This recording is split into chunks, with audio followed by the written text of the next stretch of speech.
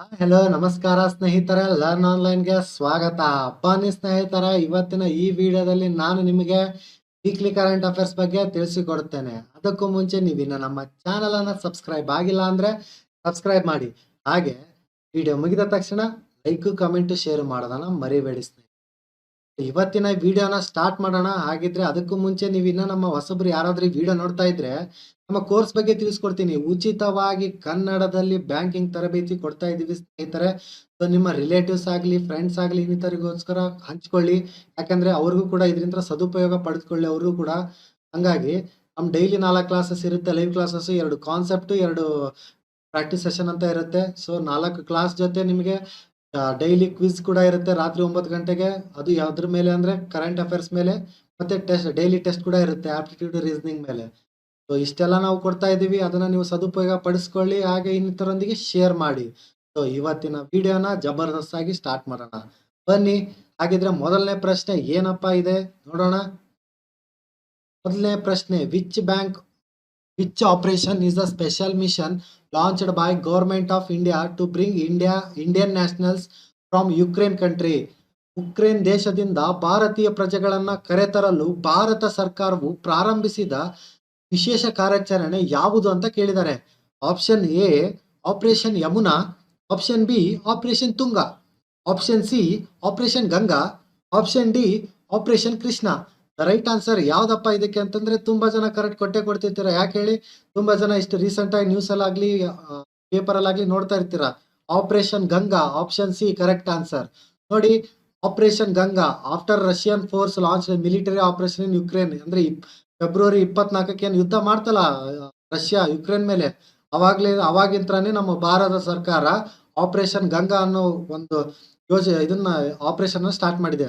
ನೋಡಿ, ರಷ್ಯಾ ಮತ್ತೆ Ukraine ಘರ್ಷಣೆಯಿಂದಾಗಿ Ukraine ಅಲ್ಲಿ ಸಿಲುಕಿರುವ ಭಾರತೀಯ ಪ್ರಜೆಗಳನ್ನ ಸ್ಥಳಾಂತರಿಸಲು, ಅಂದ್ರೆ ಅಲ್ಲಿಂದ ನಮ್ಮ ಭಾರತಕ್ಕೆ ಕರ್ಕೊಂಬರಕ್ಕೆ ಭಾರತ ಸರ್ಕಾರವು ಆಪರೇಷನ್ ಗಂಗಾ ಹೆಸರಿನ ಸ್ಥಳಾಂತರಿಸುವ ಕಾರ್ಯಾಚರಣೆಯನ್ನ ಪ್ರಾರಂಭಿಸಿದೆ. ಹಾಗೆ ಆಪರೇಷನ್ ದೇವಿ ಶಕ್ತಿ ಅನ್ನೋದು ಕೂಡ ಒಂದು ಇಸ್ಲಾಮಿಕ್ ರಿಪಬ್ಲಿಕ್ ಆಫ್ ಅಫ್ಘಾನಿಸ್ತಾನ್, ಅಂದ್ರೆ ಇಸ್ಲಾಮಿಕ್ ರಿಪಬ್ಲಿಕ್ ಆಫ್ ಅಫ್ಘಾನಿಸ್ತಾನ್ ಅಲ್ಲಿಂತ್ರ ಪತನದ ನಂತರ ಅಫ್ಘಾನಿಸ್ತಾನದಿಂದ ಏನ್ ಕರ್ಕೊಂಡ್ ನಮ್ಮ ಭಾರತಕ್ಕೆ, ಅದು ಯಾವ ಆಪರೇಷನ್ ಅಂದ್ರ ಆಪರೇಷನ್ ದೇವಿ ಶಕ್ತಿ. ನೋಡಿ ನೆನಪಿಟ್ಕೊಳ್ಳಿ, ಆಪರೇಷನ್ ದೇವಿ ಶಕ್ತಿ ಅಂದ್ರೆ ಯಾವ್ದು, ಅಫ್ಘಾನಿಸ್ತಾನ ನಿಂತ್ರ ನಮ್ಮ ಭಾರತ ಕರ್ಕೊಂಡ್ ಹೌದು ಆಪರೇಷನ್ ದೇವಿ ಶಕ್ತಿ ಮುಖಾಂತರ. ಇವಾಗ ಯುಕ್ರೇನ್ ನಿಂತ್ರ ನಮ್ಮ ಭಾರತ ಕರ್ಕೊಂಡ್ ಬರ್ತಾ ಇರೋದು ಆಪರೇಷನ್ ಗಂಗಾ ಸ್ನೇಹಿತರೆ. ಹಾಗೆ ಇದೇ ತರ ಯಾವ್ದೆಲ್ಲ ಇದೆ ಅಂತ ಅದನ್ನು ಕೂಡ ತಿಳಿಸ್ಕೊಡ್ತೀನಿ ನೋಡಿ. ಆಪರೇಷನ್ ಗಂಗಾ ಗೊತ್ತು ನಮ್ಗೆ, ಉಕ್ರೇನ್ ನಿಂತ್ರ ಭಾರತೀಯರ ರಕ್ಷಣೆ, ಅಂದ್ರೆ ಭಾರತ ಕರ್ಕೊಂಬರಕ್ಕೆ ಭಾರತೀಯ ಪ್ರಜೆಗಳು ಅಲ್ಲಿ ಹೋಗಿ ಓದ್ತಾ ಇದ್ರಲ್ಲ 20,000 ಜನಗಳು, ಅಂದ್ರೆ ಸ್ಟೂಡೆಂಟ್ಸ್, ಅದರಲ್ಲಿ 20,000 ಅಂದಾಜಿಸಲಾಗಿದೆ. ಅಷ್ಟು ಜನ ಹೋಗಿ ಅಲ್ಲಿದ್ರು. ಮೆಡಿಕಲ್ ಆಗ್ಲಿ ಇನ್ನಿತರ ಓದಕ್ಕೆ ಅಥವಾ ಹೋಗೋದಾರೆ ಇದ್ರಲ್ಲಿ ತುಂಬಾ ಮೆಡಿಕಲ್ ಓದಕ್ಕೆ ಇದ್ರು. ಅವ್ರನ್ನೆಲ್ಲ ವಾಪಸ್ ಕರ್ಕೊಂಬರೋದಕ್ಕೋಸ್ಕರ ಆಪರೇಷನ್ ಗಂಗಾವನ್ನು ಸ್ಟಾರ್ಟ್ ಮಾಡಿದ್ದಾರೆ. ಸೊ ನೋಡಿ, ಆಪರೇಷನ್ ರಾಹತ್ ಯಾವುದಕ್ಕೆ ಸಂಬಂಧಿಸಿದೆ ಅಂದ್ರೆ ಯೆಮೆನ್ ನಿಂದ ಭಾರತೀಯರ ರಕ್ಷಣೆ. ಮತ್ತೆ ಆಪರೇಷನ್ ಸೇಫ್ ಹೋಮ್ ಕಮಿಂಗ್ ಅನ್ನೋದು ಲಿಬಿಯಾನಿಂದ ಭಾರತೀಯರ ರಕ್ಷಣೆ, ಅಂದ್ರೆ ಲಿಬಿಯಾನಿಂದ ಭಾರತ ಕರ್ಕೊಂಬರೋದು.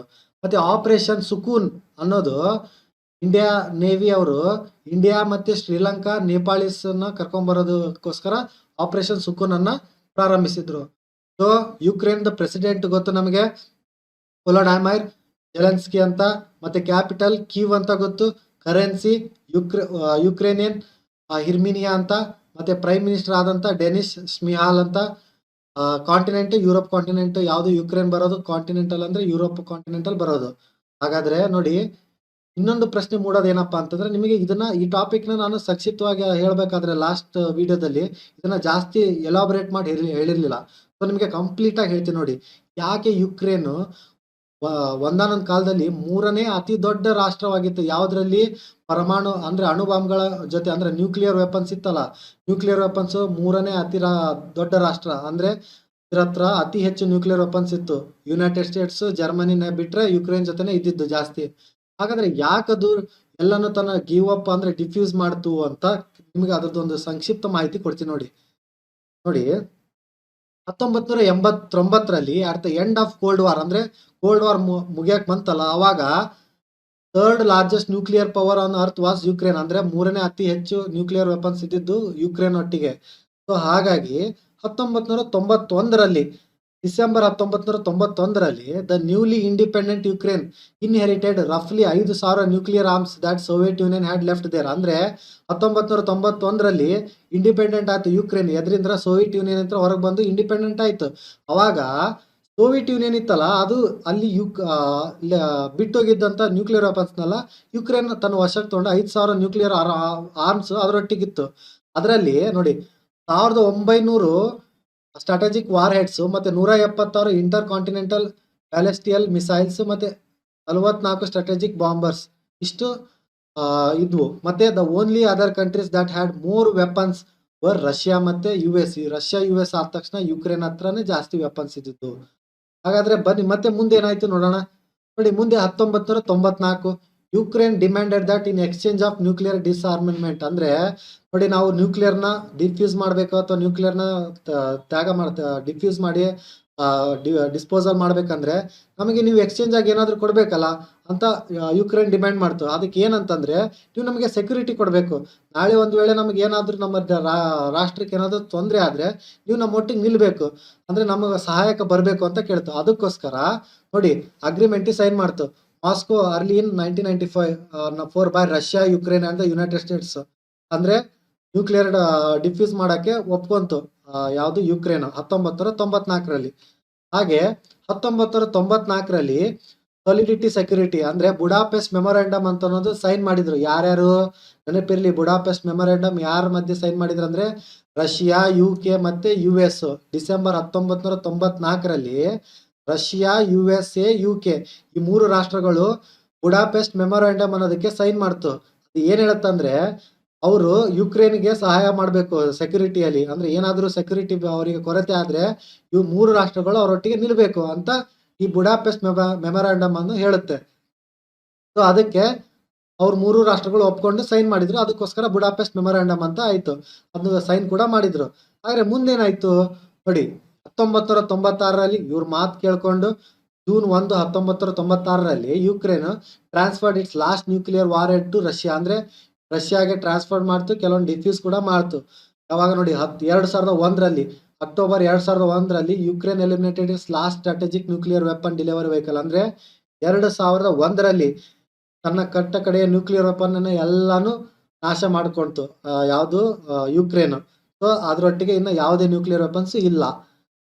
ಹಾಗಾದ್ರೆ ಮುಂದೇನಾಯ್ತು ನೋಡಿ, 2014 ಬಂತು. 2014ರಲ್ಲಿ ರಷ್ಯನ್ ಟ್ರೂಪ್ಸ್ ಅಂದ್ರೆ ರಷ್ಯನ್ ಆರ್ಮಿ ಟ್ರೂಪ್ಸ್ ಇದೆಯಲ್ಲ, ಅದು ಕ್ರಿಮಿಯಾ ಅನ್ನೋದು ಇದಕ್ಕೆ ಅಂದ್ರೆ ಪೆನಿನ್ಸುಲಾ, ಕ್ರಿಮಿಯಾ ಪೆನಿನ್ಸುಲಾ. ನಿಮಗೆ ಕಳೆದ ಬಾರಿನೇ ಹೇಳಿದ್ದೆ, ಪೆನಿನ್ಸುಲಾ ಅಂದ್ರೆ ಏನು, 3 ಸೈಡ್ ವಾಟರ್ ಬಾಡಿ ಕೂಡಿದ್ದಕ್ಕೆ ಪೆನಿನ್ಸುಲಾ ಅಂತೀವಿ.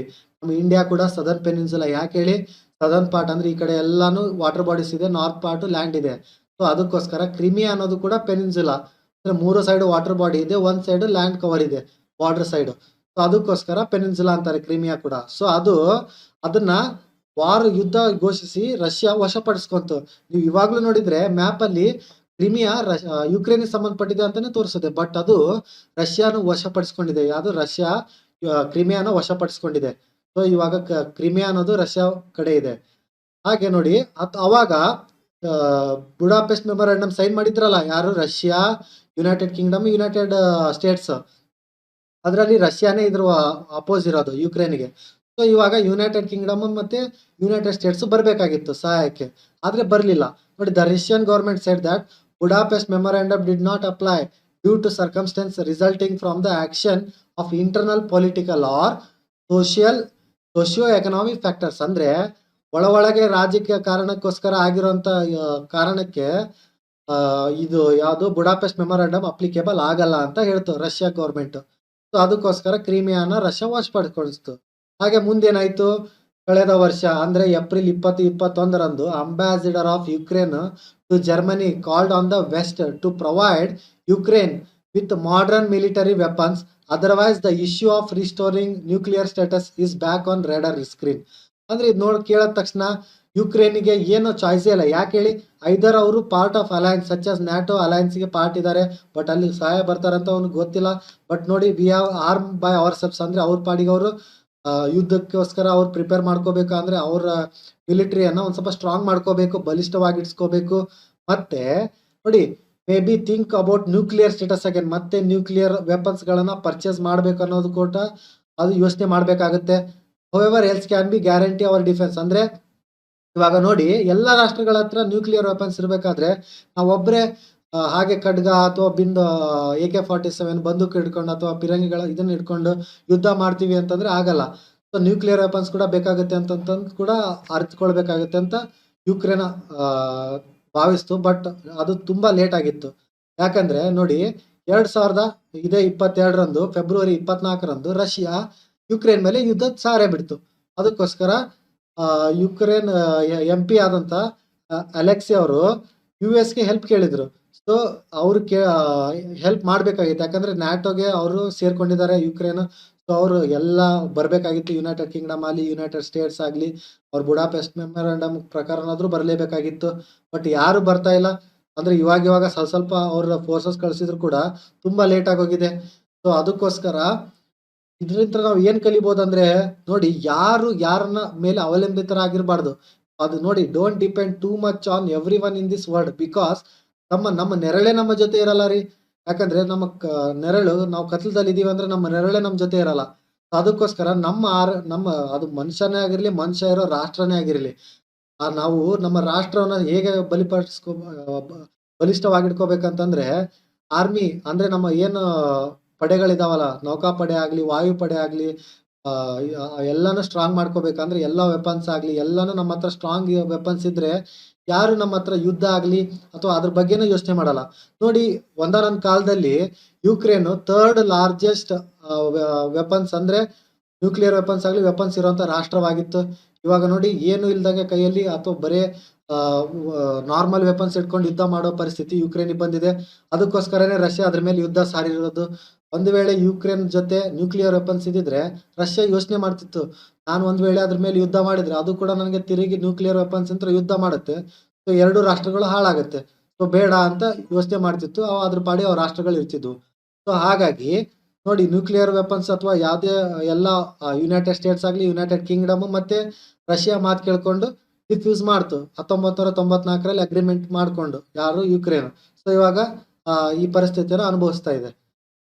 ಹಾಗಾದ್ರೆ ಮುಂದಿನ ಪ್ರಶ್ನೆ ಏನಿದೆ ನೋಡೋಣ ಬನ್ನಿ. What is India's rank in the international IP index 2022? ನೋಡಿ, ಅಂತಾರಾಷ್ಟ್ರೀಯ IP ಅಂದ್ರೆ ಇಂಟೆಲೆಕ್ಚುಯಲ್ ಪ್ರಾಪರ್ಟಿ ಸೂಚ್ಯಾಂಕ 2022ರಲ್ಲಿ ಭಾರತದ ಶ್ರೇಣಿ ಏನು ಅಂತ ಕ್ವಶನ್ ಕೇಳಿದ್ದಾರೆ.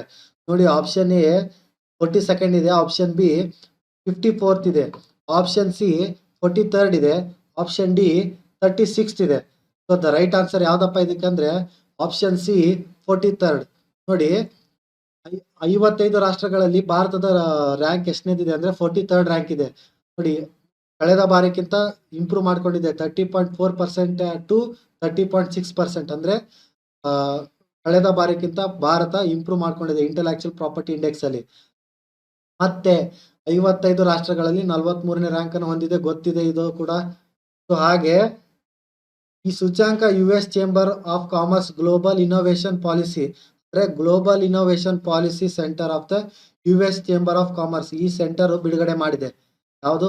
IP ಇಂಡೆಕ್ಸ್ ಅಂದ್ರೆ ಇಂಟೆಲೆಕ್ಚುಯಲ್ ಪ್ರಾಪರ್ಟಿ ಇಂಡೆಕ್ಸ್ ಅನ್ನ.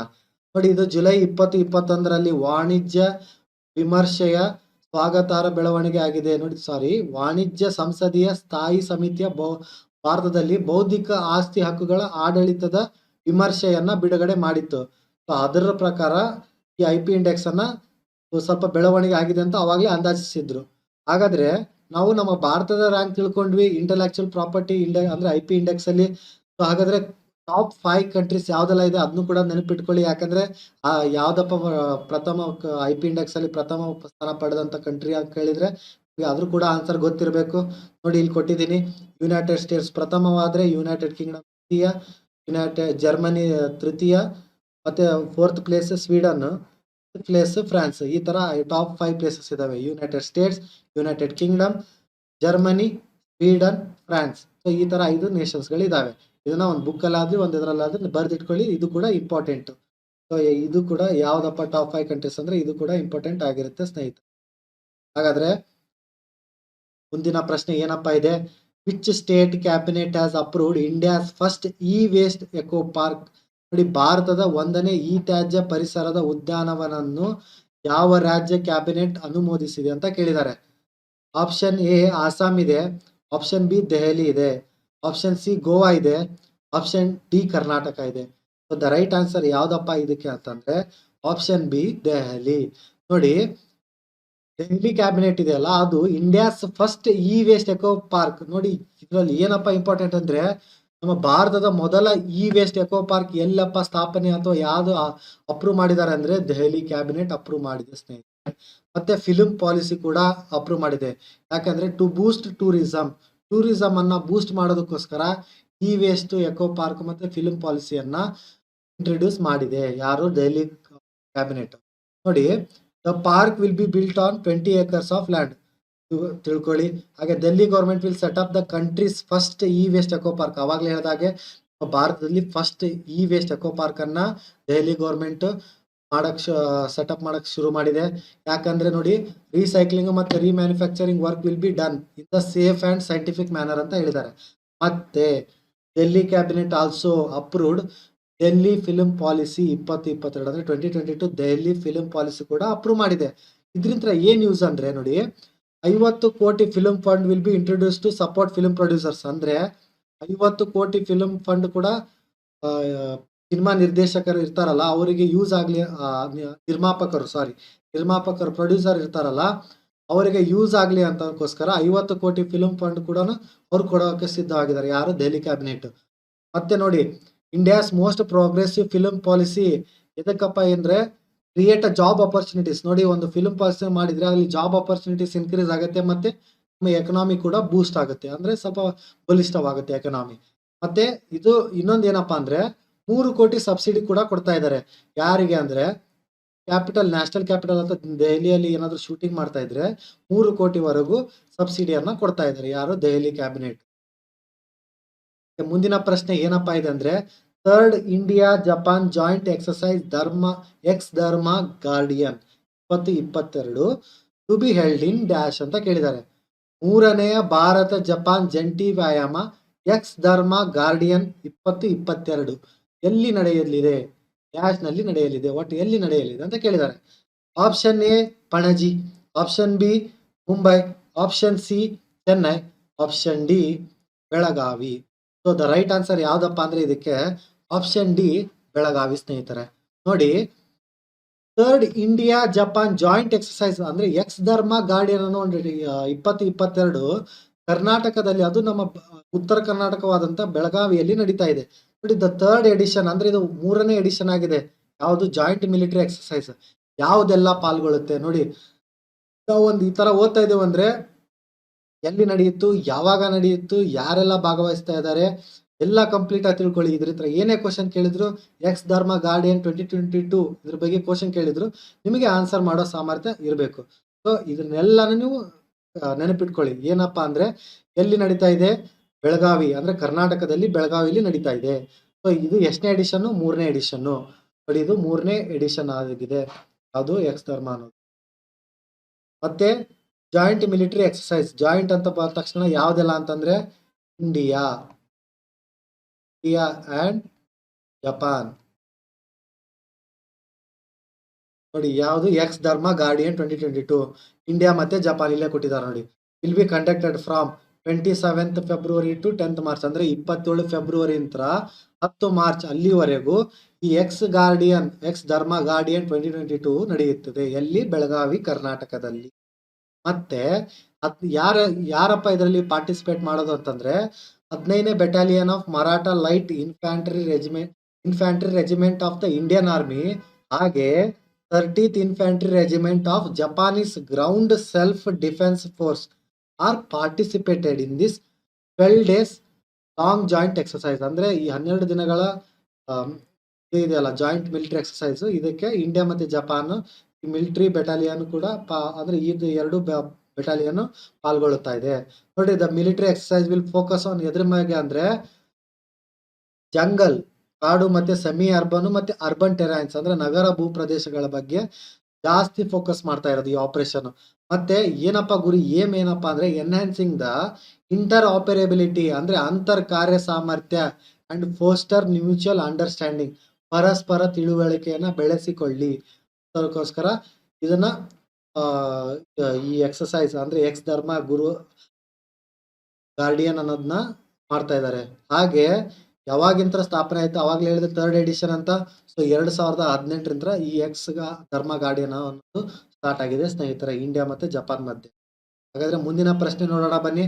ಮುಂದಿನ ಪ್ರಶ್ನೆಯಲ್ಲಿ recently who has won gold at the Singapore weightlifting international 2022. ನೋಡಿ, ಇತ್ತೀಚೆಗೆ ಸಿಂಗಾಪುರ್ ವೇಟ್ ಲಿಫ್ಟಿಂಗ್ ಇಂಟರ್ನ್ಯಾಷನಲ್ 2022ರಲ್ಲಿ ಚಿನ್ನ ಗೆದ್ದವರು ಯಾರು ಅಂತ ಕ್ವಶನ್ ಕೇಳಿದ್ದಾರೆ. So the right answer first options ನೋಡೋಣ. Option A Swati Singh, option B Renu Bala, option C Simple Kaur, option D Mirabai Chanu. ನೋಡಿ, ಇದಕ್ಕೆ ಯಾಕಪ್ಪ ನಾನು ಡೈರೆಕ್ಟ್ ಆನ್ಸರ್ ನೋಡೋಣ ಅಂತಂದ್ರೆ, ತುಂಬಾ ಜನ ಕಾಂಪಿಟೇಟಿವ್ ಎಕ್ಸಾಮ್ ಪ್ರಿಪೇರ್ ಆಗೋರು ಈ ಕ್ವಶನಿಗೆ ಮಾತ್ರ ತಕ್ಷಣ ಅವ್ರಿಗೆ ಆನ್ಸರ್ ಗೊತ್ತಿರುತ್ತೆ. ಯಾಕೆ ಹೇಳಿ, ಈಗ ಆಪ್ಷನ್ ನೋಡಿದ ತಕ್ಷಣ ಅವರಿಗೆ ತಕ್ಷಣ ಆಪ್ಷನ್ ಡಿ ರೈಟ್ ಆನ್ಸರ್ ಅಂತ ಇರ್ತಾರೆ. ನೋಡಿ, ಈಗ option D right answer Mirabai Chanu. ಹೇಗೆ ಅಂದ್ರೆ, ಅವರು ಇತ್ತೀಚೆಗೆ ನಡೆದಂತ 2020 ಟೋಕಿಯೋ ಒಲಿಂಪಿಕ್ಸ್ ಅಲ್ಲಿ ಸಿಲ್ವರ್ ಮೆಡಲಿಸ್ಟ್ ಆದಂತವರು ಯಾರು, ಮೀರಾಬಾಯಿ ಚನ್ನು ಅವರು. ನೋಡಿ, Mirabai Chanu won gold medal at Singapore weightlifting international. ಅವರು ಇತ್ತೀಚೆಗೆ ನಡೆದಂತ ಸಿಂಗಾಪುರ್ ವೇಟ್ ಲಿಫ್ಟಿಂಗ್ ಇಂಟರ್ನ್ಯಾಷನಲ್ ಇದೆಯಲ್ಲ, ಅಲ್ಲಿ ಗೋಲ್ಡ್ ಮೆಡಲ್ ಅನ್ನ ಪಡೆದುಕೊಂಡ್ರು. ಯಾರು, ಮೀರಾಬಾಯಿ ಚನ್ನು ಅವರು. ಅವ್ರಿಗೆ ಗೊತ್ತು ಟೋಕಿಯೋ ಒಲಿಂಪಿಕ್ಸ್ ಅಲ್ಲಿ ಸಿಲ್ವರ್ ಮೆಡಲಿಸ್ಟ್ ಅಂತ. ಅವರು 55 kg ವಿಭಾಗದ ಸಿಂಗಾಪುರ್ ಅಲ್ಲಿ ಈ ವೇಟ್ ಲಿಫ್ಟಿಂಗ್ ಇಂಟರ್ನ್ಯಾಷನಲ್ 2022 55 kg ವಿಭಾಗದಲ್ಲಿ ಗೋಲ್ಡ್ ಮೆಡಲ್ ಅನ್ನ ಗೆದ್ದಿದ್ದಾರೆ. ಸೊ ಹಾಗಾಗಿ ಇವ್ರದ್ದು ಯಾವ್ದಪ್ಪ ವಿಭಾಗ ಅಂದ್ರೆ 49 kg ಅಂದ್ರೆ 49 kg ಕ್ಯಾಟಗರಿ ಅವರು. ಇವ್ರದ್ದು ಫೇವರೇಟ್, ಇವ್ರದ್ದು ಮೇನ್ ಕ್ಯಾಟಗರಿ ಯಾವ್ದಪ್ಪ ಅಂದ್ರೆ 49 kg ಕ್ಯಾಟಗರಿ. ಬಟ್ ಇವರು ಸಿಂಗಾಪುರ್ ವೇಟ್ ಲಿಫ್ಟಿಂಗ್ ಇಂಟರ್ನ್ಯಾಷನಲ್ ಅಲ್ಲಿ 55 kg ಕ್ಯಾಟಗರಿಯಲ್ಲಿ ಕೊಟ್ಟು ಕೂಡ ಚಿನ್ನದ ಪದಕವನ್ನ ಗೆದ್ದಿದ್ದಾರೆ. ನೋಡಿ, ಅವರು 191 kg ಲಿಫ್ಟ್ ಮಾಡಿದ್ದಾರೆ ಗೋಲ್ಡ್ ಮೆಡಲ್ಗೋಸ್ಕರ. ಮತ್ತೆ 2022 ಕಾಮನ್ವೆಲ್ತ್ ಗೇಮ್ಸ್ ಇದೆಯಲ್ಲ, ಬರ್ಮಿಂಗ್ಹಾಮ್ ಅಲ್ಲಿ ನಡೆಯೋ ಕಾಮನ್ವೆಲ್ತ್ ಗೇಮ್ಸ್ ಗೆ ಕ್ವಾಲಿಫೈ ಕೂಡ ಆಗಿದ್ದಾರೆ. ಸೊ ಇದ್ರ ಹೇಗಪ್ಪ ಕ್ವಾಲಿಫೈ ಆಗ್ತಾರಂದ್ರೆ, ಈಗ ಸಿಂಗಾಪುರ್ ವೇಟ್ ಲಿಫ್ಟಿಂಗ್ ಇಂಟರ್ನ್ಯಾಷನಲ್ ಇದೆಯಲ್ಲ, ಅದು qualifying event for Commonwealth games. ಅಂದ್ರೆ ಕಾಮನ್ವೆಲ್ತ್ ಗೇಮ್ಸ್ ಗೆ ಕ್ವಾಲಿಫೈ ಮಾಡುತ್ತೆ. ಯಾವುದು, ಸಿಂಗಾಪುರ್ ವೇಟ್ ಲಿಫ್ಟಿಂಗ್ ಇಂಟರ್ನ್ಯಾಷನಲ್ 2022 ನಡೀತಲ್ಲ, ಅದು ಯಾರನ್ನ ಅಂದ್ರೆ ಟಾಪ್ 8 ಇರ್ತಾರಲ್ಲ ಅವರನ್ನ ಕಾಮನ್ವೆಲ್ತ್ ಗೇಮ್ಸ್ ಗೆ ಕ್ವಾಲಿಫೈ ಅನ್ನ ಮಾಡುತ್ತೆ. ಹಾಗಾದ್ರೆ ಮುಂದಿನ ಪ್ರಶ್ನೆ ಏನಿದೆ ನೋಡೋಣ ಬನ್ನಿ. Who appointed as the additional director on the board of IDFC first bank. ನೋಡಿ, IDFC ಫಸ್ಟ್ ಬ್ಯಾಂಕ್ ನ ಮಂಡಳಿಯ ಹೆಚ್ಚುವರಿ ನಿರ್ದೇಶಕರಾಗಿ ಯಾರು ನೇಮಕಗೊಂಡಿದ್ದಾರೆ ಅಂತ ಕೇಳಿದ್ದಾರೆ. Option A Sushma Singh, option B Jaimini Bhagwati, option C Ashwini Pai, option D Smriti Zubin Irani. So the right answer ಏನಪ್ಪಾ ಅಂತಂದ್ರೆ ಇದಕ್ಕೆ ಆಪ್ಷನ್ ಬಿ ಜೈಮಿನ್ ಭಗವತಿ. ನೋಡಿ, ಜೈಮಿನಿ ಭಗವತಿ ಇತ್ತೀಚೆಗೆ ಹೆಚ್ಚುವರಿ ನಿರ್ದೇಶಕರಾಗಿ ನೇಮಕಗೊಂಡಿದ್ದಾರೆ. ಯಾವುದಕ್ಕೆ, IDFC ಫಸ್ಟ್ ಬ್ಯಾಂಕಿಗೆ. IDFC ಫಸ್ಟ್ ಬ್ಯಾಂಕ್ ಮಂಡಳಿಗೆ ಹೆಚ್ಚುವರಿ ನಿರ್ದೇಶಕರಾಗಿ ಜೈಮಿನಿ ಭಗವತಿ ಅವರು ಆಯ್ಕೆಯಾಗಿದ್ದಾರೆ ಅಥವಾ ನೇಮಕಗೊಂಡಿದ್ದಾರೆ. ಅವರು 3 ವರ್ಷಗಳ ಕಾಲ ಅವಧಿ ಇದು.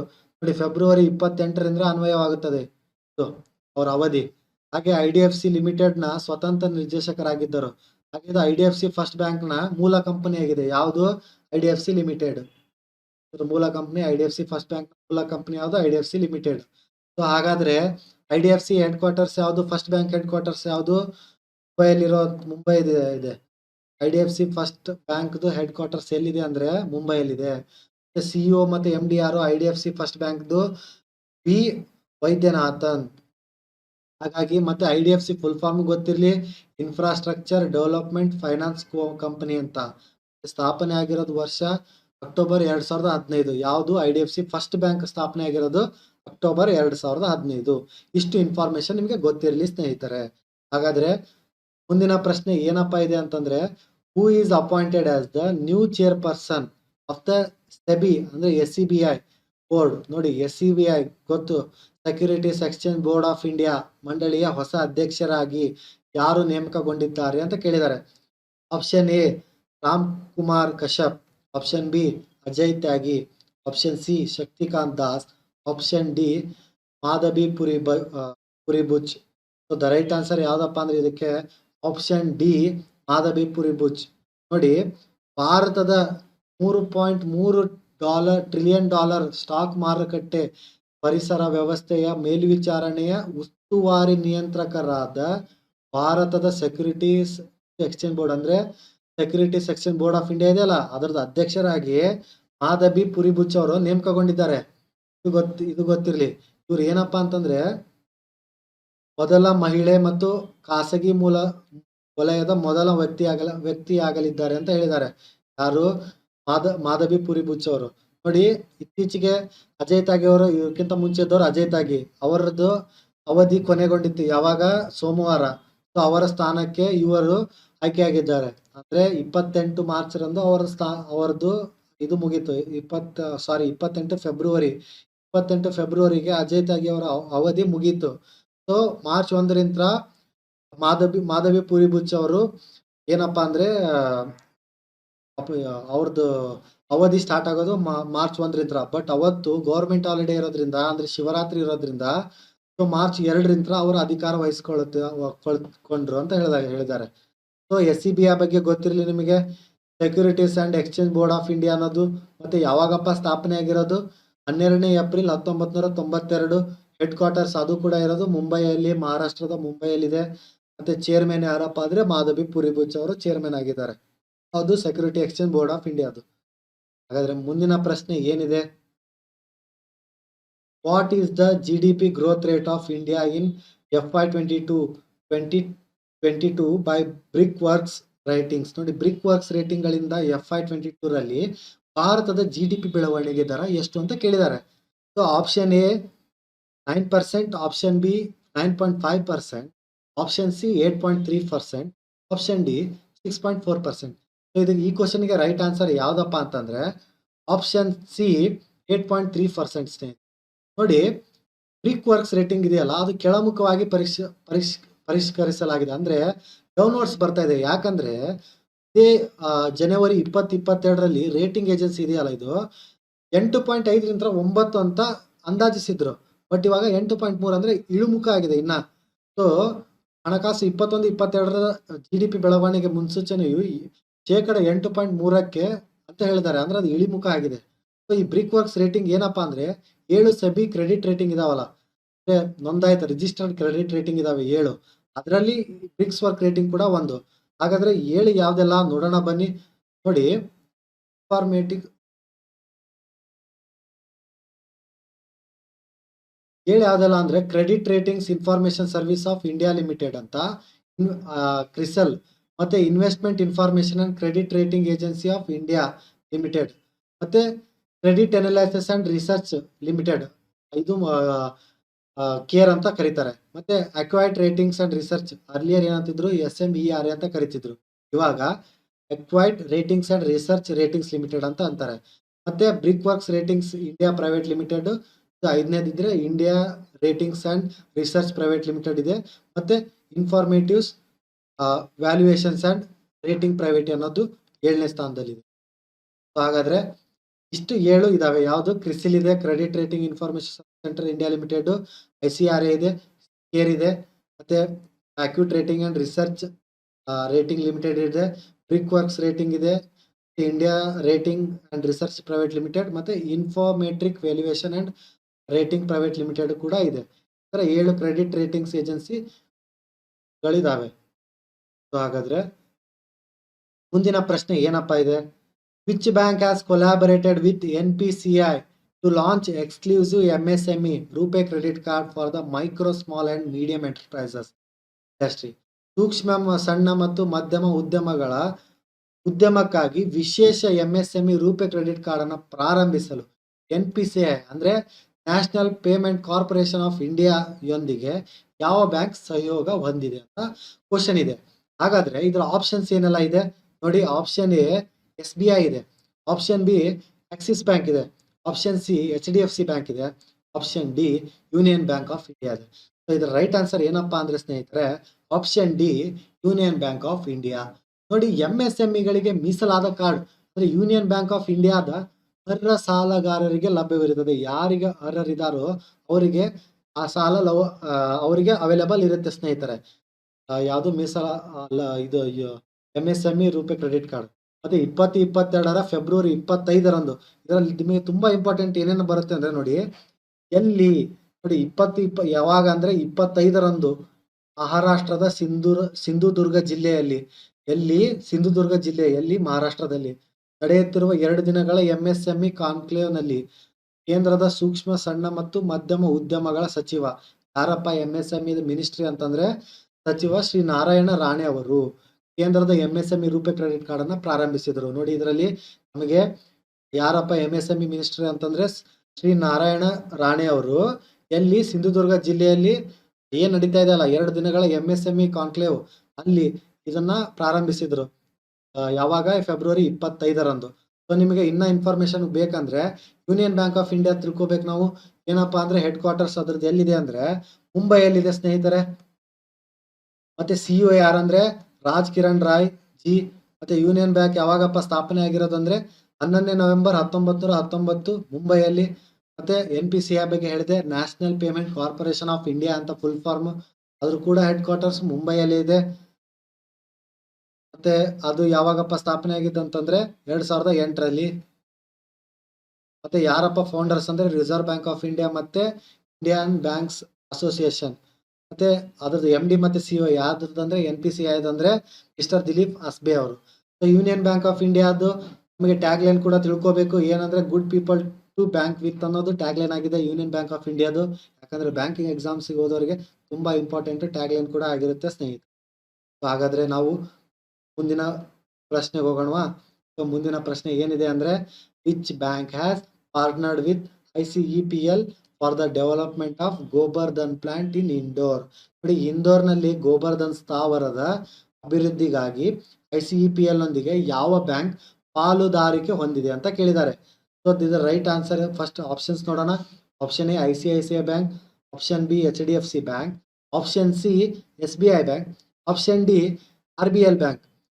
ಮತ್ತೆ ಇದರಲ್ಲಿ ರೈಟ್ ಆನ್ಸರ್ ಏನಪ್ಪಾ ಅಂತಂದ್ರೆ ಆಪ್ಷನ್ ಬಿ HDFC ಬ್ಯಾಂಕ್ ಸ್ನೇಹಿತರೆ. ನೋಡಿ, HDFC ಬ್ಯಾಂಕ್ ಇದೆಯಲ್ಲ ಅದು partnered with Indore clean energy private limited. ನೋಡಿ, ICEPL ಫುಲ್ ಫಾರ್ಮ್ ಗೊತ್ತು ನಮಗೆ, Indore clean energy private limited ಅನ್ನೋದು ಅದ್ರದ್ದು ಫುಲ್ ಫಾರ್ಮ್ ಆಗಿದೆ. ಅದ್ರದ್ದು ICEPL for the development of Gobardhan plant for Indore under its environmental, social and governance ESG commitment.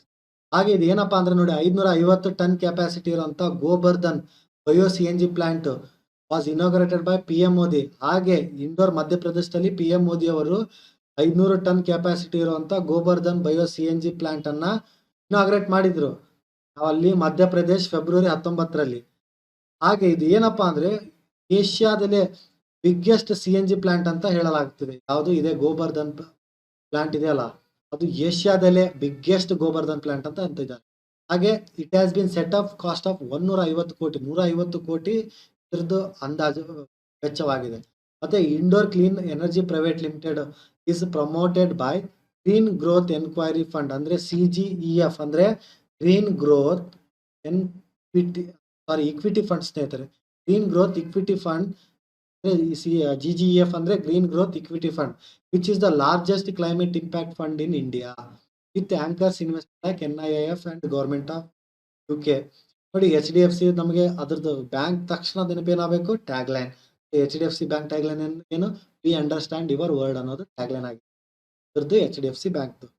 ಹಾಗಾದ್ರೆ ಮುಂದಿನ ಪ್ರಶ್ನೆ ಏನಪ್ಪಾ ಇದೆ ಅಂತಂದ್ರೆ what is the revised compensation to the kin of hit and run victims in case of death. ನೋಡಿ, ಸಾವಿನ ಸಂದರ್ಭದಲ್ಲಿ hit and run ಸಂತ್ರಸ್ತರ ಕುಟುಂಬಕ್ಕೆ ಪರಿಷ್ಕೃತ ಪರಿಹಾರವೇನು ಅಂತ ಕೇಳಿದ್ದಾರೆ. ಆಪ್ಷನ್ ಎ 50,000 ಅಂದ್ರೆ 50,000, option B 1 lakh, option C 1.5 lakh, option D 2 lakh ಅಂತ ಹೇಳಿದ್ದಾರೆ. ಇದು ರೈಟ್ ಆನ್ಸರ್ ಏನಪ್ಪಾ ಅಂತಂದ್ರೆ ಆಪ್ಷನ್ ಡಿ ₹2 ಲ್ಯಾಕ್ ಸ್ನೇಹಿತರೆ. ನೋಡಿ, ತುಂಬಾ ಜನ ಇದಕ್ಕೆ 50,000 ಅಥವಾ ಕಡಿಮೆ ಹೇಳ್ತಾ ಇದ್ರಿ. ಸೊ ಇಲ್ಲ, 2 ಲಕ್ಷ. ಯಾಕಂದ್ರೆ ನಾನು ಇದನ್ನ ಕ್ವಿಜ್ ಅಲ್ಲಿ ಕೂಡ ಹಾಕಿದೆ. ತುಂಬಾ ಜನ 50,000 ಅಥವಾ ಅಷ್ಟು ಕೊಡ್ತಿದ್ದಾರೆ. ರೈಟ್ ಆನ್ಸರ್ ಏನಪ್ಪಾ ಅಂದ್ರೆ 2 ಲಕ್ಷ. ಏಕಂದ್ರೆ ನೋಡಿ, ರಸ್ತೆ ಸಾರಿಗೆ ಮತ್ತು ಹೆದ್ದಾರಿ ಸಚಿವಾಲಯವು ಹಿಟ್ ಮತ್ತು ರನ್ ಮೋಟಾರ್ ಅಪಘಾತಗಳ ಸಂತ್ರಸ್ತರ ಪರಿಹಾರ ಎಂದು ಸೂಚಿಸಿದೆ. ಹಿಟ್ ಅಂಡ್ ರನ್ ಕೇಸ್ ಅಂದ್ರೆ ಇವಾಗ ದಾರಿಯಲ್ಲಿ ಹೋಗ್ತಾ ಇರ್ಬೇಕಾದ್ರೆ ಯಾರಿಗಾದ್ರೂ ಒಂದು ಆಕ್ಸಿಡೆಂಟ್ ಮಾಡಿ ತಪ್ಪಿಸ್ಕೊಳ್ಳೋದತ್ತು ಹೋಗಿರ್ಬೋದು, ಅವ್ರಿಗೆ ಹಿಟ್ ಅಂಡ್ ರನ್ ಕೇಸಲ್ಲಿ ಅವರು ಅಪಘಾತ ಮಾಡಿರ್ತಾರೆ. ಸೊ ಇದು ಏಪ್ರಿಲ್ 1ರಿಂದ ಜಾರಿಗೆ ಬರಲಿದೆ ಏನು ಯೋಜನೆ. ಅದರಲ್ಲಿ ಅಪಘಾತಕ್ಕೀಡಾದ ಸಂತ್ರಸ್ತರ ಕುಟುಂಬಗಳಿಗೆ ಅಂದ್ರೆ ಯಾರಪ್ಪ ಅಪಘಾತಕ್ಕೀಡಾಗಿರ್ತಾರಲ್ಲ ಆ ಕುಟುಂಬದ ಸದಸ್ಯರಿಗೆ ಅಂದ್ರೆ ಆ ಅಪಘಾತದಲ್ಲಿ ಯಾರಾದ್ರೂ ತೀರಿ ಹೋಗಿದ್ರೆ ಆ ಕುಟುಂಬದ ಸದಸ್ಯರಿಗೆ 2 ಲಕ್ಷ ರೂಪಾಯಿ ಕೊಡ್ತಾರೆ. ಮೊದಲು 25,000 ಇತ್ತು. ಇವಾಗ ಅದನ್ನ 2 ಲಕ್ಷಕ್ಕೆ ಹೆಚ್ಚಿಸಲಾಗಿದೆ. ಇದು ಏಪ್ರಿಲ್ 1ರಿಂದ ಜಾರಿಗೆ ಬರುತ್ತೆ ಸ್ನೇಹಿತರೆ. ಹಾಗೆ ಮೊದಲು ಹಿಟ್ ಅಂಡ್ ರನ್ ಕೇಸಲ್ಲಿ ಸ್ವಲ್ಪ ಗಂಭೀರ ಗಾಯಗೊಂಡವರಿಗೆ ಈ 12,500 ಕೊಡ್ತಾ ಇದ್ರು. ಇವಾಗ ಅದನ್ನ 50,000ಕ್ಕೆ ಹೆಚ್ಚಿಸಲಾಗಿದೆ. ಇದನ್ನು ನೆನಪಿರ್ಲಿ. ಗಂಭೀರ ಗಾಯಗೊಂಡವರಿಗೆ 50,000, ಯಾರಾದ್ರೂ ಮರಣ ಹೊಂದಿದರೆ 2 ಲಕ್ಷ. ಎದರಲ್ಲಿ ಹಿಟ್ ಅಂಡ್ ರನ್ ಕೇಸಲ್ಲಿ. ಇದು 2 ನಿಮ್ಗೆ ನೆನಪಿರ್ಲಿ. ಹಾಗೆ ministry of road transport and highways of ಇಂಡಿಯಾದು ಯೂನಿಯನ್ ಮಿನಿಸ್ಟ್ರಿ ಯಾರಪ್ಪ ಇದಾರೆ ಅಂದ್ರೆ ನಿತಿನ್ ಗಡ್ಕರಿ ಅವರು ಇದ್ದಾರೆ. ಇದು ಕೂಡ ಗೊತ್ತಿರಲಿ. ಯಾರಪ್ಪ union ministry of road transport ಮತ್ತೆ ಹೈವೇಸ್ ಆಫ್ ಇಂಡಿಯಾದ ಅಂದ್ರೆ ನಿತಿನ್ ಗಡ್ಕರಿ ಅವರು. ಇಷ್ಟೆಲ್ಲ ಇನ್ಫಾರ್ಮೇಶನ್ ನಮಗೆ ಗೊತ್ತಿರಲಿ ಸ್ನೇಹಿತರೆ ಹಿಟ್ ಅಂಡ್ ರನ್ ಕೇಸ್ ಬಗ್ಗೆ. ಹಾಗೆ ಮುಂದಿನ ಪ್ರಶ್ನೆ ಏನಿದೆ ನೋಡಿ, zero discrimination day is observed on dash all over the world. ನೋಡಿ, ಶೂನ್ಯ ತಾರತಮ್ಯ ದಿನವನ್ನ ಡ್ಯಾಶ್ ರಂದು ಆಚರಿಸಲಾಗುತ್ತದೆ ಅಂತ ಹೇಳಿದ್ದಾರೆ. Option A 1 March, option B 2 March, option C 3 March, option D 4 March.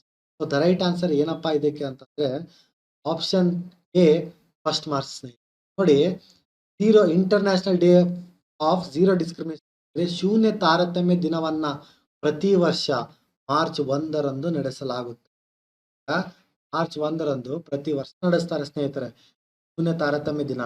ನೋಡಿ, ಇದ್ರದ್ದು ಥೀಮ್ ಏನಾಗಿತ್ತಪ್ಪ 2022 ಅಂದ್ರೆ remove loss that harm, create loss that empower. ಅಂದ್ರೆ ಯಾವ್ದ ರಿಮೂವ್ ಲಾಸ್ ದಟ್ ಹಾರ್ಮ್ ಮತ್ತೆ ಕ್ರಿಯೇಟ್ ಲಾಸ್ ದಟ್ ಎಂಪವರ್ ಅನ್ನೋದು ಈ ವರ್ಷದ ಅಂದ್ರೆ 2022ರ ಶೂನ್ಯ ತಾರತಮ್ಯ ದಿನದ ಥೀಮ್ ಆಗಿತ್ತು. ಇದು remove loss that harm, create loss that empower ಅನ್ನೋದು. ಯಾವುದೇ ಅಡೆತಡೆಗಳನ್ನ ಲೆಕ್ಕಿಸದೆ ಘನತೆಯಿಂದ ಪೂರ್ಣ ಜೀವನವನ್ನ ನಡೆಸಲು ಅವರ ಕಾನೂನು ಮತ್ತು ನೀತಿಗಳಲ್ಲಿ ಯಾವುದೇ ತಾರತಮ್ಯವಿಲ್ಲದೆ ಎಲ್ಲಾ ಜನರ ಸಮಾನತೆ, ಸೇರ್ಪಡೆ ಮತ್ತು ರಕ್ಷಣೆ ಹಕ್ಕನ್ನ ಖಚಿತಪಡಿಸಿಕೊಳ್ಳಲು ಈ ದಿನವನ್ನು ಗುರಿಯಾಗಿದೆ. ಏನಪ್ಪಾ ಅಂದ್ರೆ ಇಷ್ಟೆಲ್ಲ ಆಗಿದೆ. ಹಾಗೆ ಇದು ಯಾವಾಗಿಂದ ಸ್ಟಾರ್ಟ್ ಆಗಿದೆ international day of zero discrimination day ಅಂತಂದ್ರೆ ನೋಡಿ, ಮಾರ್ಚ್ 1, 2014 ಅಂದ್ರೆ 2014ರಿಂದ ಈ ದಿನ ಸ್ಟಾರ್ಟ್ ಆಗಿದೆ. ಅದು ಶೂನ್ಯ ತಾರತಮ್ಯ ದಿನ ಇದೆ ಅಲ್ಲ, ಅದು 2014ರಿಂದನೇ ಸ್ಟಾರ್ಟ್ ಆಗಿದೆ. ಹಾಗಾದ್ರೆ ಮುಂದಿನ ಪ್ರಶ್ನೆ ಏನಪ್ಪಾ ಇದೆ ನೋಡೋಣ. Ministry of Chemicals and Fertilisers will organise the Janaushadhi Diwas week from dash to dash March. ನೋಡಿ, ರಾಸಾಯನಿಕಗಳ ಮತ್ತು ರಸಗೊಬ್ಬರಗಳ ಸಚಿವರು ಡ್ಯಾಶ್ ರಿಂದ ಡ್ಯಾಶ್ ಮಾರ್ಚ್ ವರೆಗೆ ಜನೌಷಧಿ ದಿವಸ ವಾರವನ್ನು ಆಯೋಜಿಸುತ್ತೆ ಕ್ವಶನ್ ಕೇಳಿದ್ದಾರೆ. ಸೊ ಇದಕ್ಕೆ ಆಪ್ಷನ್ ಏನಪ್ಪಾ ಅಂದ್ರೆ ಆಪ್ಷನ್ ಎ 1 ರಿಂದ 7ನೇ ಮಾರ್ಚ್ ವರೆಗೂ, ಅಂದ್ರೆ ಮೊದಲನೇ ದಿನದಿಂದ 7ನೇ ಮಾರ್ಚ್ ವರೆಗೂ, ಸೆಕೆಂಡ್ ಡೇಟ್ ಇಂದ 8ನೇ ಮಾರ್ಚ್ ವರೆಗೂ, ಆಪ್ಷನ್ ಸಿ 3 ರಿಂದ 9ನೇ ಮಾರ್ಚ್ ವರೆಗೂ, ಆಪ್ಷನ್ ಡಿ 4 ರಿಂದ 10ನೇ ಮಾರ್ಚ್ ವರೆಗೂ ಅಂತಿದ್ದಾರೆ. ಸೊ ದ ರೈಟ್ ಆನ್ಸರ್ ಏನಪ್ಪಾ ಈ ಕ್ವಶನ್ಗೆ ಅಂದ್ರೆ ಆಪ್ಷನ್ ಎ 1 ರಿಂದ 7ನೇ ಮಾರ್ಚ್. ನೋಡಿ, ರಾಸಾಯನಿಕಗಳ ಮತ್ತು ರಸಗೊಬ್ಬರಗಳ ಸಚಿವಾಲಯವು ಜನೌಷಧಿ ದಿವಸ ಸಪ್ತಾಹವನ್ನ ಮಾರ್ಚ್ 1 ರಿಂದ ಮಾರ್ಚ್ 7ರವರೆಗೆ, ಮಾರ್ಚ್ 1, ಮಾರ್ಚ್ 7ರವರೆಗೆ 2022ರವರೆಗೆ ಆಯೋಜಿಸಲಾಗುತ್ತದೆ. 2022ರ ಮಾರ್ಚ್ 1 ರಿಂದ ಮಾರ್ಚ್ 7ರವರೆಗೂ ಆಯೋಜಿಸ್ತಾ ಇದೆ. ಹಾಗಾದ್ರೆ ಇದರ ಥೀಮ್ ಏನಾಗಿತ್ತು ಜನೌಷಧಿ ದಿವಸ್ತು ಅಂದ್ರೆ ಜನೌಷಧಿ ಜನ ಉಪಯೋಗಿ ಅನ್ನೋದು ಇದರ ಥೀಮ್ ಆಗಿದೆ. ಅದು 4ನೇ ಜನೌಷಧಿ ದಿವಸ ಅಂದ್ರೆ ನಡೀತಾ ಇರೋದು 4ನೇ ಜನೌಷಧಿ ದಿವಸ. ನೋಡಿ, 7ನೇ ಮಾರ್ಚ್ 2022ರಂದು 4ನೇ ಜನೌಷಧಿ ದಿವಸನ್ನ ಆಚರಿಸಲಾಗುತ್ತದೆ. ಇದು ಕೂಡ ಇಂಪಾರ್ಟೆಂಟ್ ಡೇಟ್, ನೆನಪಿಟ್ಕೊಳ್ಳಿ. ಯಾವಾಗ ಆಚರಿಸಲಾಗುತ್ತದೆ? 7ನೇ ಮಾರ್ಚ್ 2022. ಇದ್ರದ್ದು ಗುರಿ ಏನಾಗಿದೆಯಪ್ಪ ಅಂತಂದ್ರೆ ಜನರಿಕ್ ಔಷಧಿಗಳ ಬಳಕೆ ಮತ್ತು ಜನೌಷಧಿ ಪ್ರಯೋಜನಗಳ ಬಗ್ಗೆ ಅರಿವು ಮೂಡಿಸುವುದು ಇದ್ರದ್ದು ಏಮ್ ಆಗಿದೆ, ಗುರಿ. ಹಾಗೆ ಪ್ರಧಾನ ಮಂತ್ರಿ ಭಾರತೀಯ ಜನೌಷಧಿ ಪರಿಯೋಜನಾ ಅಂದ್ರೆ PMBJPಯನ್ನ ರಾಸಾಯನಿಕಗಳ ಮತ್ತು ರಸಗೊಬ್ಬರಗಳ ಸಚಿವಾಲಯವು ನವೆಂಬರ್ 2018ರಲ್ಲಿ ಎಲ್ಲರಿಗೂ ಕೈಗೆಟುಕುವ ಅಂದ್ರೆ ರೀಸನೇಬಲ್ ಪ್ರೈಸ್, ಅಂದ್ರೆ ಎಲ್ಲರಿಗೂ ಒಂದು ಒಳ್ಳೆ ಪ್ರೈಸ್, ಅವ್ರು ತಗೊಳ್ಳೋಂತ ಪ್ರೈಸ್ಗೆ ಗುಣಮಟ್ಟದ ಜನರಿಕ್ ಔಷಧಿಗಳನ್ನ ಒದಗಿಸಲು ಪ್ರಾರಂಭಿಸಿತು ರಸಗೊಬ್ಬರಗಳ ಸಚಿವಾಲಯವು, ರಾಸಾಯನಿಕಗಳ ಮತ್ತು ರಸಗೊಬ್ಬರಗಳ ಸಚಿವಾಲಯವು.